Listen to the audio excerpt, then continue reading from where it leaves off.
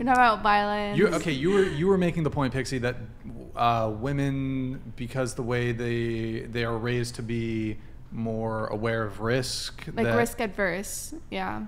Okay. There was another part that you said after that I had a point on, but it's evaded me.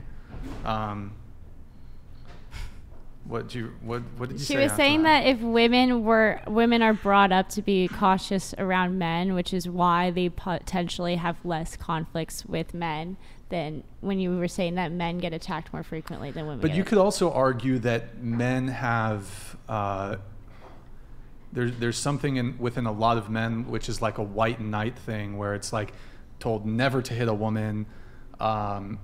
In fact, I think women have certain privileges on the street. For example, like you, for example, let's say you're walking in some bar or nightclub district, and a guy comes up to you and slaps you across the face.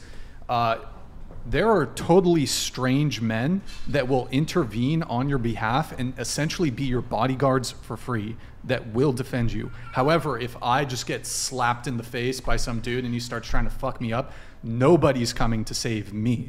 So I think that's actually a privilege that women have. You basically, in a public area, you basically have male bodyguards that will intervene on your behalf that are total strangers. I don't know. Okay. Like, I agree to you to a certain extent, especially like if a woman were to slap you, I highly doubt that you'll have any interveners. But if a random man slaps you, I think you'll have a high likelihood that you're also going to have strangers intervene. No. And then also there's been Police, multiple issues, Police. specifically during COVID, like when they started letting the trains run again, where women were being, essayed on the trains in New York, and sometimes for many, many stops, and passerbyers were videotaping it, and nobody was doing anything to help these women. So women do experience that as well. Yeah, I'll agree with you that in general, strangers are more likely to help a woman being beaten than a man being beaten by a woman. But women definitely experience times where strangers will not help them. I'm not saying that there's never a situation where a woman is being physically assaulted by a man and that it's impossible that the guy doesn't intervene. However, I would say it's very likely, if there's other men around seeing a woman being beaten by a man, they are very likely to not just intervene, but beat the fucking shit out of the guy who's beating on the woman. Whereas if I'm getting attacked by another man, I don't know why you flip the genders. If I'm getting attacked by another man, it's very, very unlikely that other men are going to intervene to stop. And just to say something on that, so for example, when that situation does arise, when a woman is being beaten by a man and there aren't any defenders, oftentimes there could be missing context from the situation. So did you guys hear about the woman who got bricked in the face recently? She literally got... we talked about that, yeah. Oh, you don't want to talk about it? We don't have to. I was just using it as an example because she was literally saying men weren't standing up for me, men are pussies, they're cowards, this and that, trying to paint this narrative, but there was a lot more to the context than... Mike Davis donated $100. Hold on just a sec. People Thank you, be Mike thinking Davis. I'm anti-women when the fact is I'm anti-everybody. Most men are completely useless working dead-end jobs just to throw that bread at some thought. But they're self-aware and know they're losers. 300+ pound women think they special. Crazy. All right, Mike Davis. There you go. The resident. He's on something. Thank you, Mike Davis. Appreciate it. I think that although in theory it sounds like, oh yeah, like, men will be valiant and stand up for women. There's a reason why women are even given advice like, hey, if you're being assaulted or if some like strange guy's trying to attack you, instead of yelling like help, like I'm being essayed, instead they say you should scream fire, because like there is like the bystander effect. There is a lot of people, both men and women, in the face of atrocities freeze or think that somebody else called the police, somebody else is going to do something about it regardless of gender. I kind of want to talk about why men defend women when they see them being harmed on the streets. I think most of the time, like the average woman's height is like 5'4" versus the average male height is 5'9", and there's a lot more muscle mass when you're a guy in general. And I feel like people tend to want to defend people who are Tiny. Like just smaller. Like it's like if you see someone literally like beating the shit out of a kid, or someone who is, that cannot physically defend themselves, then you're more inclined to help. If someone's beating on an old person in a wheelchair, he's like, hey, stop that.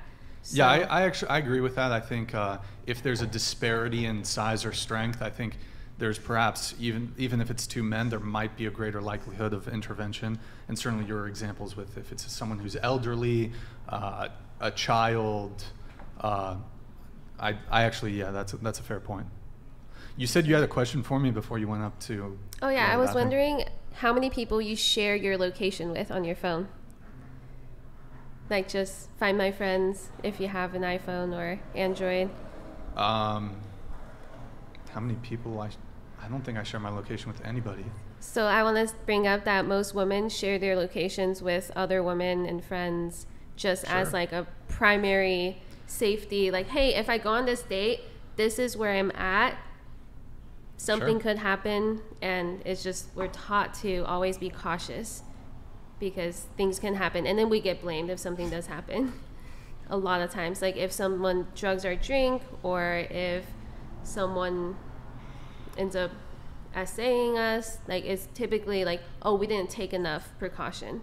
You always have to have an out, like, hey, like I'm right here, come pick me up, whatever. Okay. Yeah. It was. All right. Okay. Let's fucking talk about something else. Hold on. Let me see if there's any chats. Let me get rid of this. It's just men don't go to dangerous places.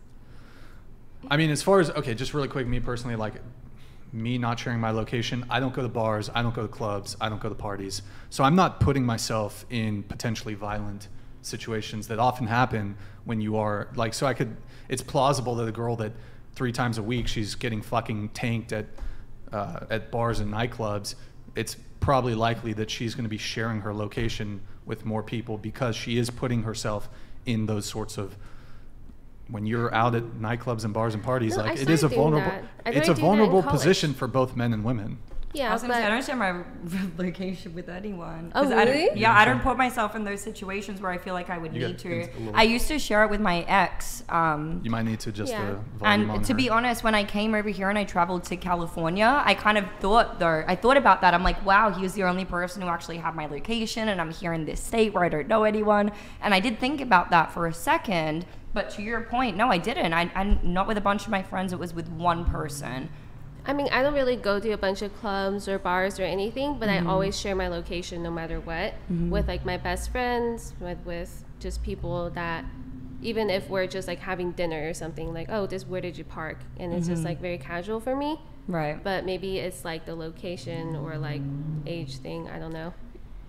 I actually do share my location with a lot of people too, and I think it might be like a physical location thing because I live in the middle of LA. I'm not gonna share where, but I don't feel safe walking around sometimes, going to the grocery store by myself sometimes, which is why I share my locations with friends. Also, I would point out, I think you mentioned the word feel, right? So I do think it's the case that women feel less safe, but like if you look at the actual data, the actual statistics, as far when it comes to violent crime across the board, generally speaking, men are more likely to be victims of violent crime. They're more likely to be mugged. So, but then you don't want to be harassed either, even if they're not going to stab you. You don't want someone following home and like hit on you either. Yeah, sure. Yeah, that doesn't sound. You don't want someone following you, of course.